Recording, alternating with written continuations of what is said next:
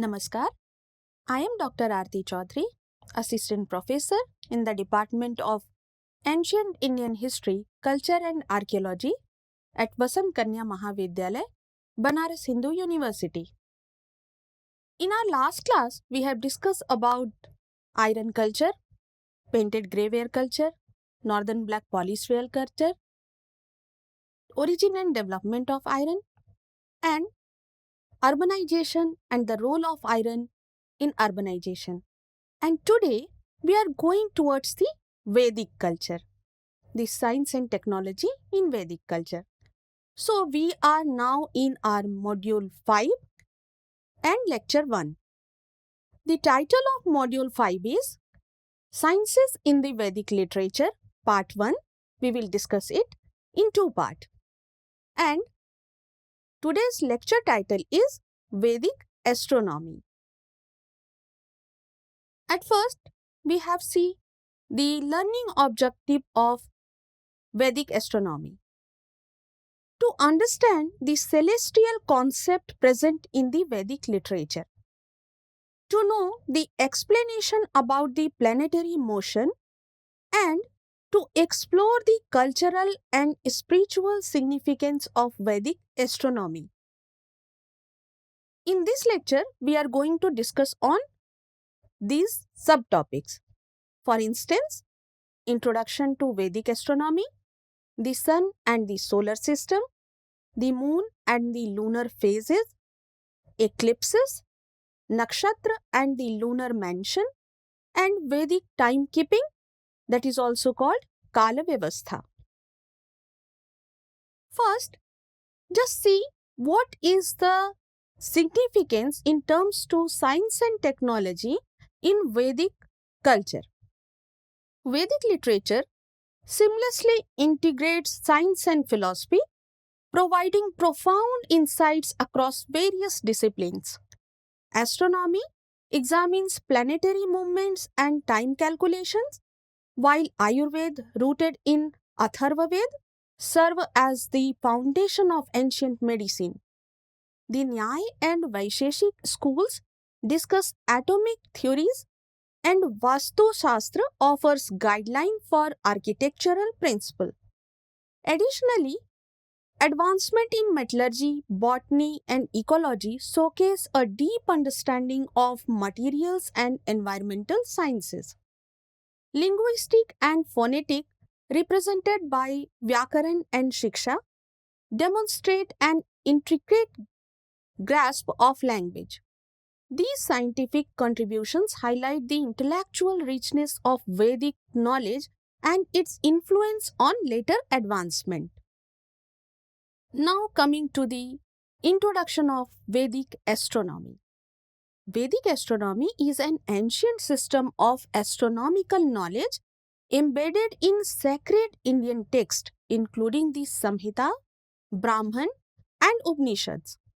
These texts discuss celestial phenomena, timekeeping, and cosmic cycle. In this context, Samaveda and Yajurveda played key roles in early astronomical observations. The Atharva Veda references Rahu and eclipses, while the Brahmans emphasize the importance of the winter solstice. Vedanga Jyotish, an auxiliary Vedic discipline, provides guideline for timekeeping and sacrificial rituals. As there are two Vedanga Jyotish, one is Yajurved recension containing 43 verses, and the other is Rigved recension containing 36 verses. It is attributed to Lagadha Muni, who systemized Vedic astronomical principles and calculations. The Mundak and Chandogya Upanishad recognize astronomy as a key field of Vedic knowledge. Through these texts, Vedic astronomy offers structured insight into celestial movements, season, and time cycle, shaping the ancient Indian understanding of the cosmos. Now, just see what is the insight of Vedic people regarding the sun, moon, and the other planet. Because we are just talking about the initial phase of the Indian literature. This is Vedic culture.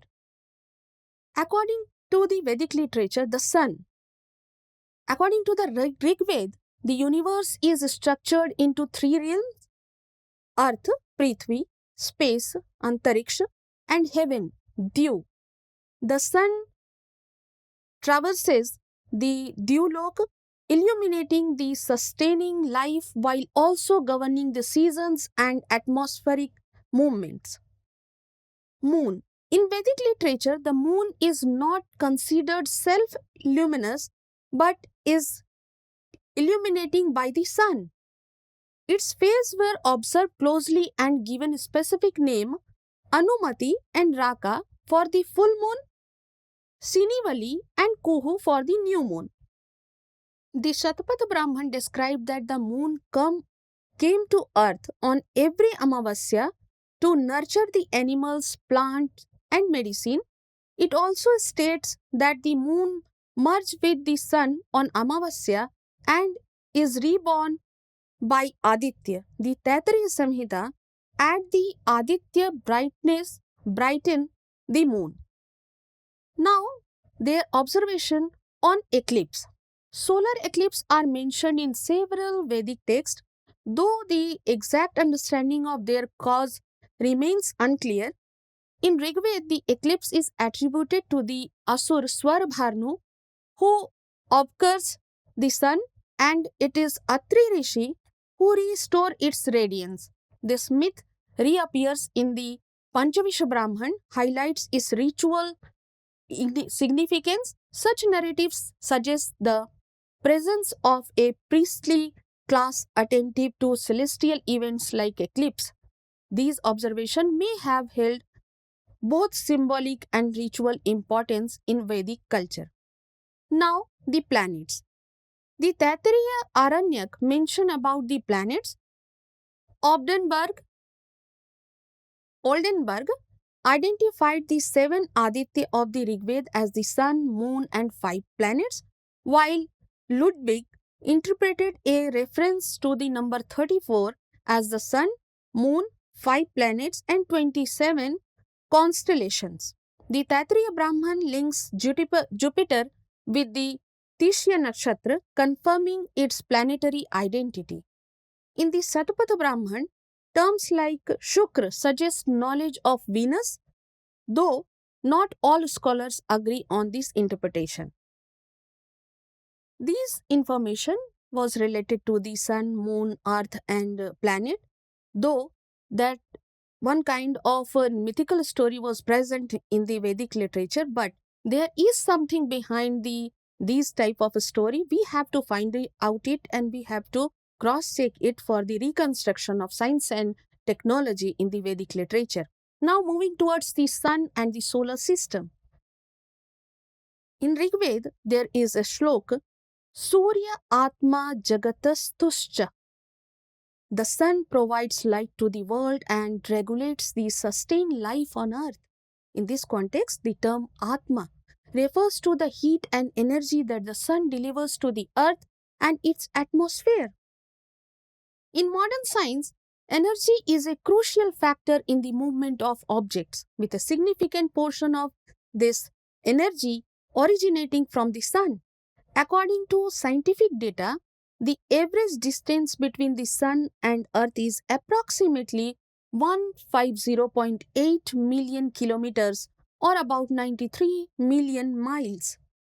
The earth receives a substantial amount of energy from the sun, which sustains the entire ecosystem and drives various natural processes. Thus, the above hymns refer sun as the soul of this world. So, modern science say about the speed, about the measurement of the distance, but the ancient science also described that the sun was the center of the universe and it is significant for the survival of the earth. Now, sun rays consist of 7 colors. In Rigveda, Saptatva Harito Rathe Vahanti Deva Surya Sochishkesham Vichadam. The 7 The 7 horses bound by the snake to the chariot of god Surya symbolize the 7 colors of sunlight. The snakes and the 7 horses illustrate the wave-like propagation of sun's rays. As we know, sunlight consists of electromagnetic rays that travel in wave form. Again from the Atharva Veda, अवदिवस्तारयन्ति सप्तसूर्यस्य रश्मयः ये त्रिसप्ता paryanti vishwa rupani vibhratah. The Atharva Veda states that the rays of the sun provides all colors. It mentioned that the sun 7 into 3, 21 types of rays are responsible for all colors. This means that the sun 7 colored rays exist in 3 forms: deep, medium and light, resulting in 21 variations. These rays gives color to all objects in the world. So, just think the scientific thinking about the which is given by the Vedic rishis.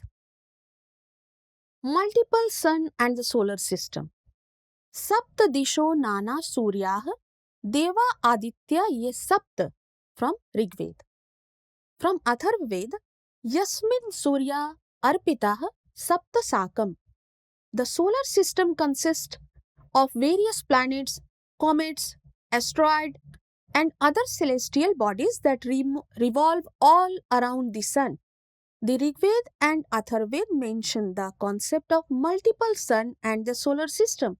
And even today, science acknowledges that there are possibility of other stars in space similar to sun with their celestial bodies and orbiting them.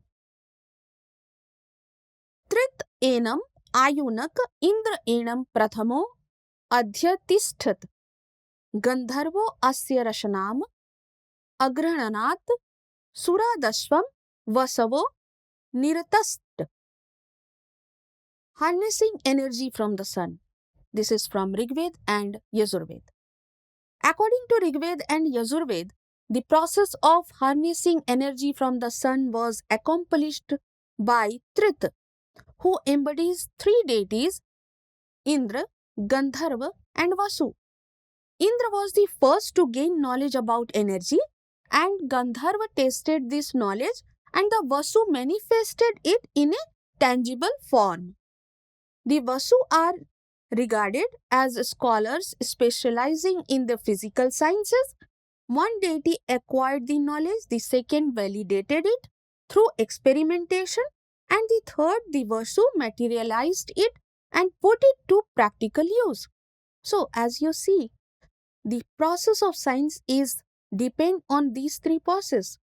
One, who start the theory, second, who tested the theory, and third stage, when the application of theory just established. Thus, the successful discovery of how to harness solar energy is attributed to this trio, Indra, Gandharva and Vasu. Today we continue to harness and utilize solar energy to generate electricity. Now, cluster of giant gases around the sun. According to Rigved, Shakamayam Dhumam Arad Apashyam Vishuvata Par Enavarena. Rigvedic sage Dirghatam mentioned that with the help of his yoga energy, he got a vision that there are powerful giant gases around the sun. Here the word dhum is referred to as gases.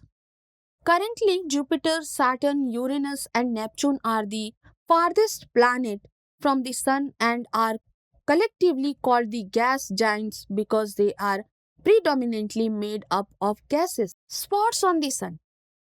According to Rigved, Suryasya Chakshu Rajasaiva Vavritam. The Rigved mentioned the eyes of the sun and the dust particles covering it. In modern aspect, the sun's outer layer consists of 4 gaseous strata: the corona, chromosphere, reversing layer and photosphere. The photosphere, the innermost visible layer is where sunspots appear with the average temperature of approximately 5500 degrees Celsius.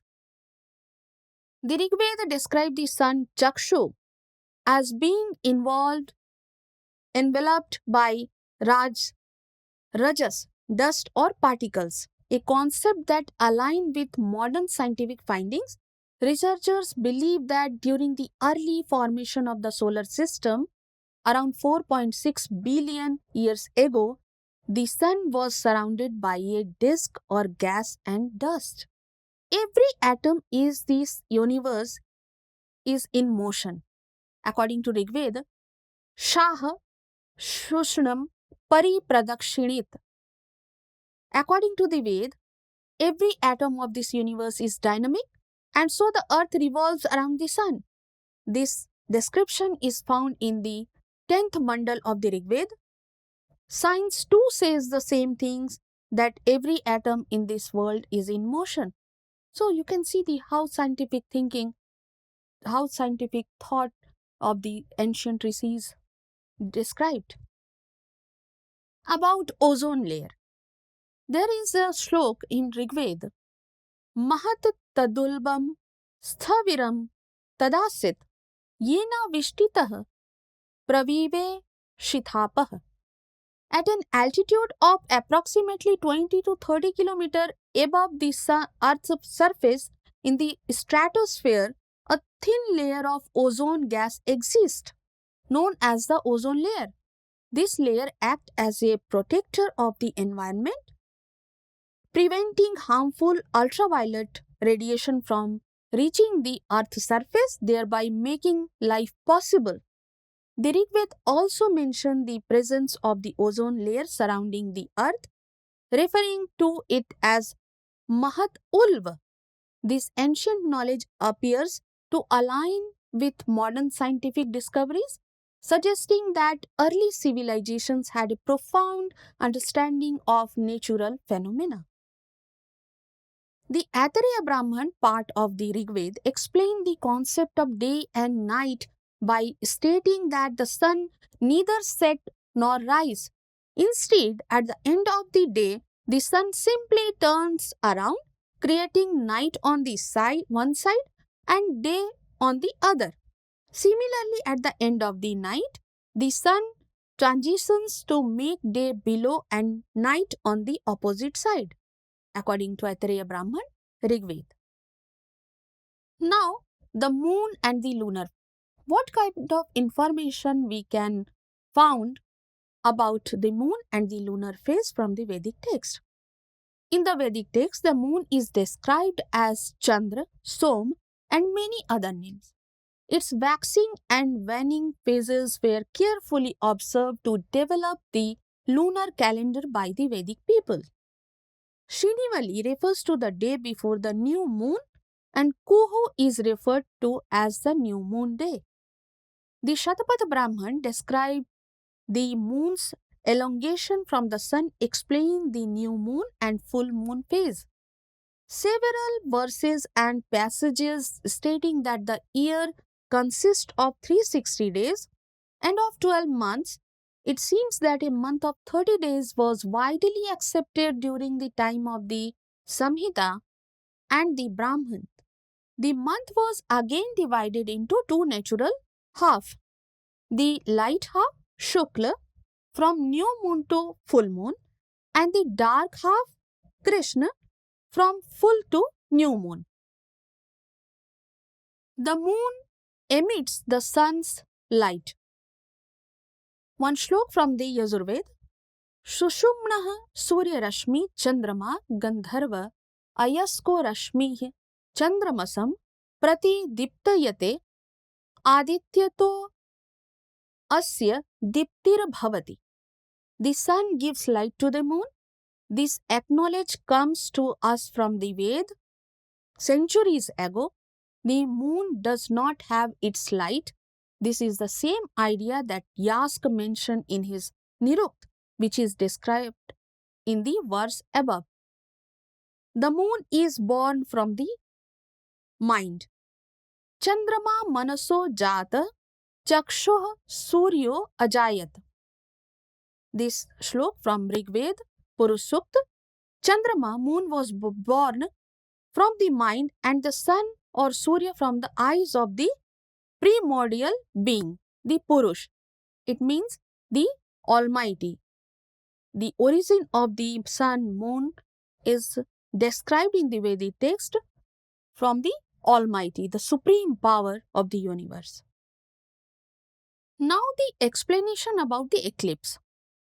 Observation of the solar eclipse is recorded in several places in the Vedic literature in the form of the well-known Swarbhanu legend. The repeated motions of Atri Rishi in relation to eclipse strongly suggest that a group of Brahmins priests possessed expertise in eclipse observation and astronomy as a whole. Later, Indian texts further added Rahu and Ketu, their theory in eclipse. One another slok from Rigveda, Yad tva Surya Swarbhanustma Savidhya Dasurah Achetra Vidya Yatha Mugdho Bhuvananya Didhayuh. O sun, when you are blocked by the one whom you gifted your light, then the earth gets scared by sudden darkness.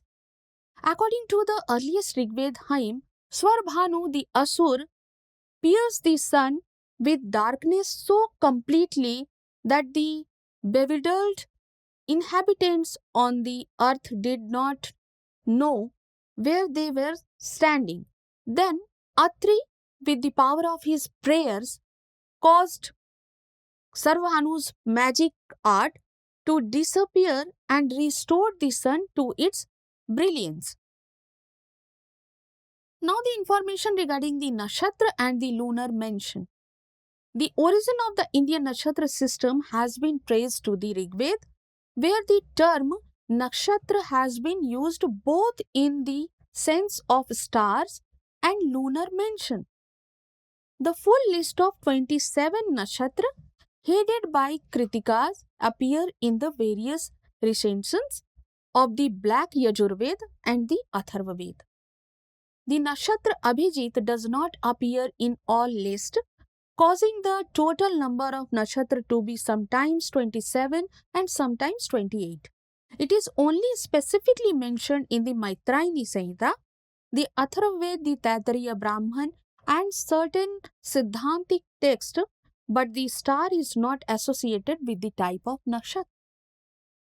According to ancient text, Kritika nakshatra is associated with the Kritika sisters, who are often depicted as 6 or 7 celestial name of stars known as the Pleiades cluster. The dominant star is Tauri. Based on calculation, Vedang Jyotish mentions a 5-year cycle which is equal to 1 yug epoch, and 1 yug consists of 67 lunar sidereal cycle, 1830 days, 1835 sidereal days, 62 synodic month, 1860 tithis, 135 solar nakshatra, 1809 lunar nakshatra, and 1768 rising of the moons. So, you can imagine the calculation of Vedic period and the Vedang Jyotish was just surprising the modern science as well, because without the equipment of modern tool, they were brilliant observer who consist this type of knowledge in their text. The nakshatra and the lunar mention are used in timekeeping, astrology, and predicting eclipse. It used in Vedic ritual, festival date, and muhurta, auspicious timing as well. Until now, the Indian culture follow this type of calendar for their very holy moment, or the tithi for the festival, tithi for the pious event in their home. It is classified into Deva. The nakshatra is classified into Deva nakshatra, Manushya nakshatra, and Rakshas nakshatra as well.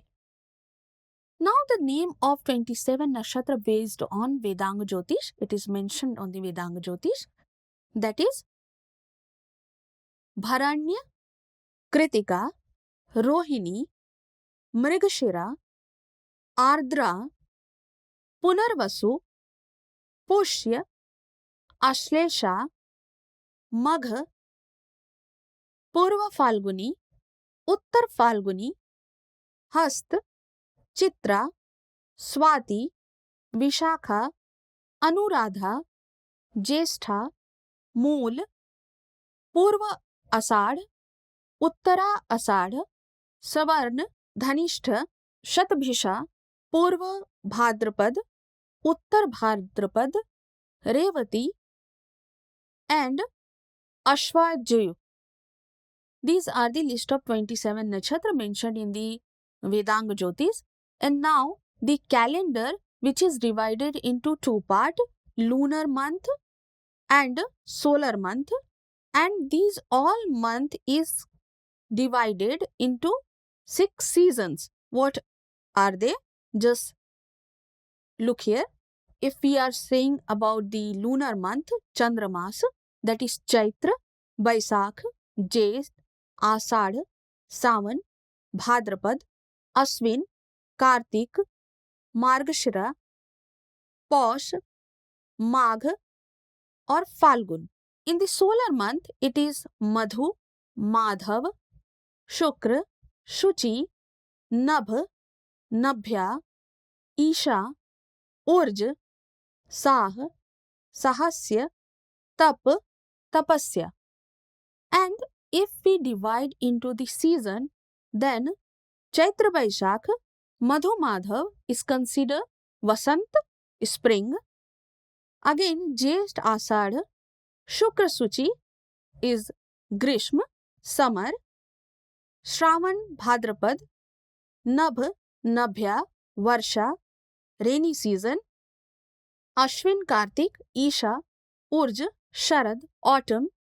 Margashira, Posh, Sah, Sahasya, Hemant, pre-winter, and Magha Falgun, Tapatapasya, that is Shishir, winter. How scientific division was the month given by the Vedic rishis? Now, Vedic timekeeping means the Kala Vyavastha. What are the Kala Vyavastha? What understanding was given by the Vedic rishis on the basis of Kala division, the concept of time that is mentioned here?